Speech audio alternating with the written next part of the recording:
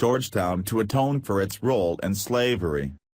Georgetown University, the oldest Catholic institution of higher learning in the USA, will take a series of steps to atone for the role that slavery played in its early history, the school's president is expected to announce on Thursday. As part of the plan, the university will offer a formal apology for the school's role and create an institute for the study of slavery at what is also the nation's oldest Jesuit university, officials told the New York Times. It will also offer preferential status in admissions to descendants of the slaves it once kept. Georgetown President John J. DeGioia told the Washington Post that he agreed in principle with the idea for preferential admission, but wanted to study how it would work in practice.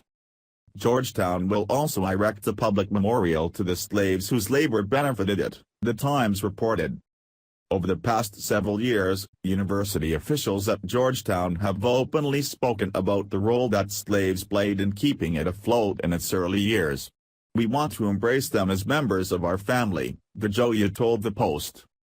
The moves are expected to come as a university panel on Thursday releases a report recommending that Georgetown also grant financial aid to the descendants of slaves the Maryland Jesuits owned, including a group of 272 slaves sold in 1838, in part to pay off the school's debts. The sale, which generated $115,000, or the equivalent of $3.3 million today, sent the slaves to Louisiana plantations, separating families, the Post reported. Scholars have discussed the episode for decades, but recent public debates about race nationwide have drawn attention to it anew. The Georgetown panel said DeGioia should offer a formal, spoken apology in a bid for reconciliation.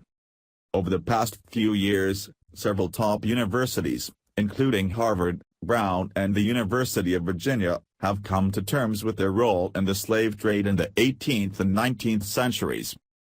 Georgetown was founded by Jesuit priests in 1789, who relied on slave-holding Jesuit plantations in Maryland to finance operations. At the time, the area in western Washington, D.C., was then part of Maryland.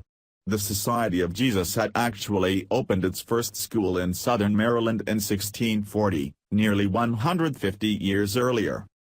Like many colleges of the era, which offer the equivalent of college prep coursework, Georgetown later evolved into a full-fledged college, then a university, with a law school, medical school and other professional specialties. But in its early days, Georgetown focused on producing a much-needed supply of priests to the growing nation.